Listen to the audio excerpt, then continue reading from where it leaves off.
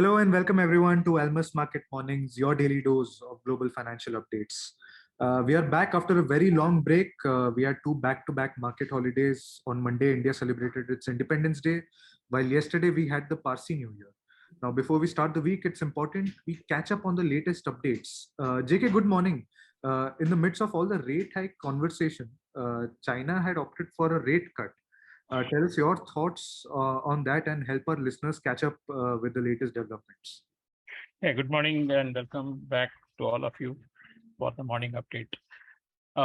So we had a lot to catch up actually, starting with where we left on Friday evening. India saw the CPI data coming on Friday evening, and it was lower compared to last month at 6.75%. Versus 7.01% in June. That was some relief, confirming that inflation in India is moderating. The core inflation, excluding food and fuel prices, also dropped to 5.8 from 6%. What followed on yesterday, the WPI again eased quite a bit to 13.93%. As against 15.18% last month. In both the cases, the fall in food prices contributed a lot to the moderation in inflation. While this is giving some comfort, we are not. I'm not sure that RBI takes a dovish view as yet, because the medium-term target of 6% on the target rate from RBI remains, and inflation still remains well above the targeted band for RBI of 2 to 6%. Therefore, there will be a hike again in September, maybe 0.25%. It's a bit too early to assess, but it will depend on so many global factors, oil prices, as well as how the Fed goes about in September. But good thing for Indian side is that the rupee showed some strength in offshore trades subsequent to Friday close. One of the factors was, in fact, a big factor was that slump in oil price to 90 to 84. That's Brent I'm talking about, and it's broken the previous low of 94, and that's a big relief because fall in oil price not only reduces the inflation but also reduces our trade deficit going forward, particularly if it sustains. Then we also had FII flows, which have been quite substantial for this month. In the first 2 weeks of August, we have almost 25,000 crores of inflows from RBI. This is comparing with steady and large outflows for several months since last October.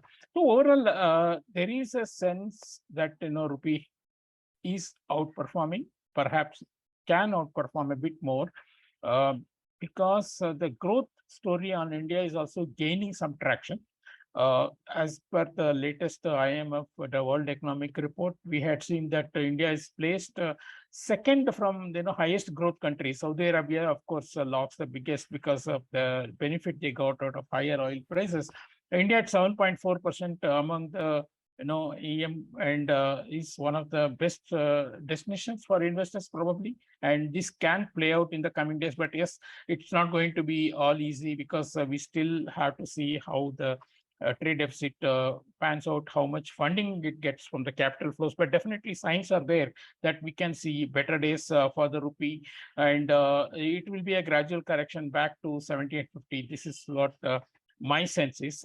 On the global markets, the markets have gained about 14% since June, based on, in fact, 5% in this month itself.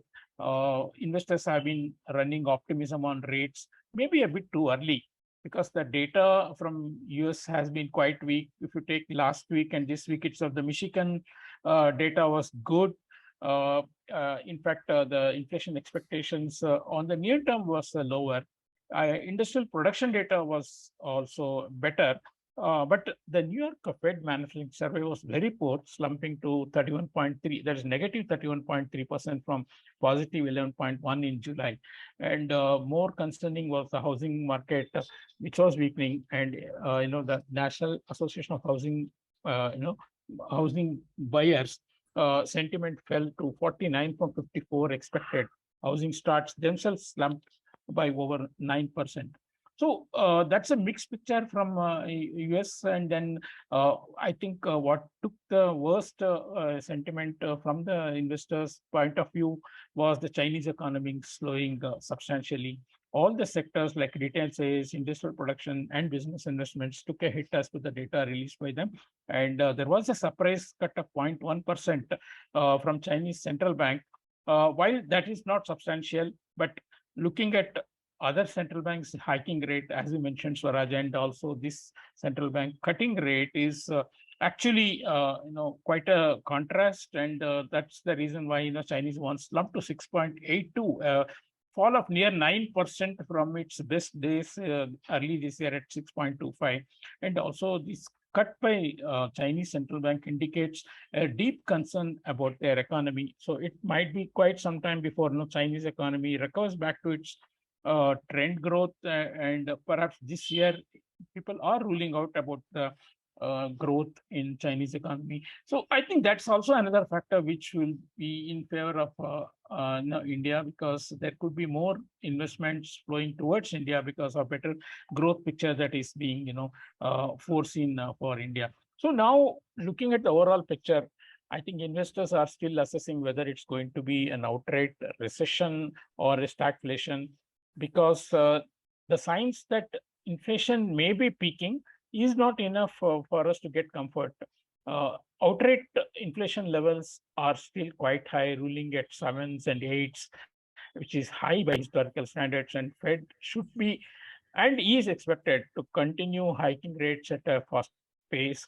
I think terminal rate is closer to 4% by some assessments, and perhaps at least at 3.6%. On the extreme, some people are even expecting 3.75% by this year.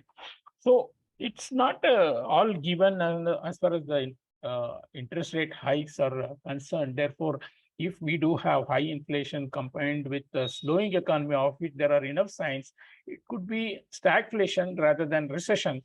Therefore, that will be the worst case scenario for the investor. So the current recovery in stocks, I feel maybe not too far to go from these levels without better news from the economy or from the inflation. So we definitely have to have more evidence on these fronts before we assume much more rally. To speak technically, the S&P 500 is exactly at the 200-day simple moving average, and generally these are levels that hold the prices on any rallies.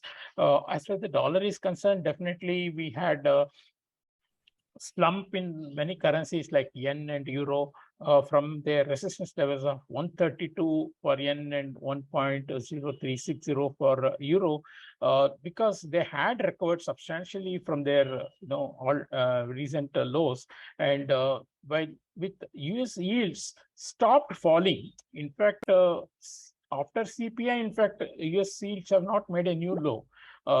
So the higher yields in the US and uncertainty about future rate hikes supports the dollar. That's why US in euro now trading back at 1.0150 plus, and then yen above 134.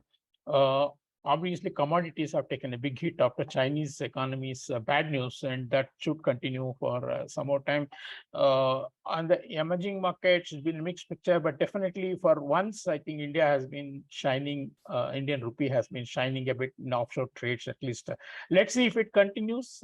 Normally, when it's offshore trades get reversed in onshore because the flows are both ways. So we will see, but overall picture is not looking so bad for India. That's how I would like to conclude today morning's update. Thanks, JK. That was well said. Overall picture for India is not looking that bad. And of course, China became one outlier when it came to rate cuts while the world is hiking rates. That's it from our end. As we keep saying, manage your risk. We'll see you all tomorrow with the latest updates. Thank you.